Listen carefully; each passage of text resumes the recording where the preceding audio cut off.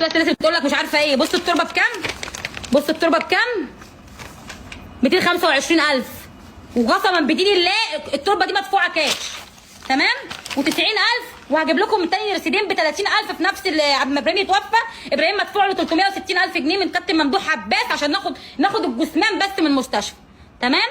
ومدير الامن بتاع المستشفى الجوي انا راجل محترم وانا هستاذنه لو يقدر يطلع معاه، تمام. بس عشان لحد كده رحت عملت عزا اول يوم وتاني يوم عند بيت مامتي، تالت يوم كابتن ممدوح عباس عمل لي عزا في الحمديه الشاذليه وانا عملت لهم عزا في طنطا على حسابي، تمام. واوريكم دلوقتي حالا سكرين انا بعت لمحمد صابر اخو شيكا 12,000 جنيه ب 1000 جنيه عشان يروح بيها من تحت البيت. قال لك بقى وبعتها عايزين 1000 في 1000 في 1000. لما رحت هناك عندهم البلد كنت دافعه في القضيه مبلغ محترم، بعمل قضيه وصايه عشان اخد وصايه ولادي، ورحت ما كانش معايا فلوس ارجع قسما بدين الله كان في جيبي 200 جنيه، رحت اديتها 500 جنيه وخدت 200 جنيه بس روحت بيهم.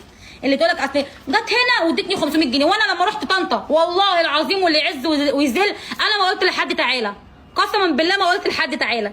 انا كنت اصلا في طنطا وبعمل حاجه مش بتاعتهم، وصايه ايه اللي تتنزلي على الوصايه؟ حضرتك احنا فاهمين قانون ودارسين وفاهمين ايه اللي بيدور. الوصايه دي بتبقى للاب اللي هو ابو الاب، حمايه متوفي بتبقى للام، دي اولويه، ايه هو القانون بيقول كده، تمام. فانا بروح بقدم ابن حضرتك جه مضالي امضى ان هو كعصب شاهد ان انا ماسكه وصايه اولادي وانا اديته حق ده، ما جبتوش من شغله فري يعني، واخد مني ساعتها 1000 جنيه ما قصرتش، تمام. ومشيت روحت غرت في 60 داهيه. ما بنزلش عيالي طنطا عشان انا مش عايزه انزلهم، ما بنزلهمش طنطا عشان انا عيالي اصلا تعبانين نفسيا دلوقتي، بحاول اخرجهم من اللي هم فيه مبدئيا يعني.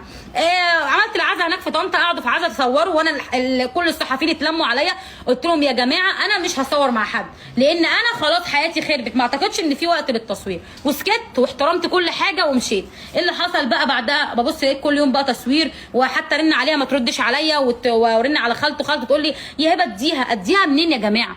الناس اللي بتقول لي اديها وشرع ربنا اديها منين؟ ده انتوا على يدكم من اول ما تعب لحد ما تعب لحد ما توفى واحنا بنشحت حق علاج. ففي الاخر بصوا سبحان الله، انت باصص في الشحاته هبه شحتت وانت بتقول لا ده شحتت مليون جنيه انا عايز نصيبي فيهم. حضرتك انت اللي ابنك بيملكه، ابنك جاب الشقه قسط ما كملش قسطها، وحضرتك انت ايه انا اللي هكمل قسطها، وانت مش عايزه تدفعي جنيه في القسط، قلتي ماليش فيه ولا عايزه ادفع في ديون ولا في قسط ولا ادفع في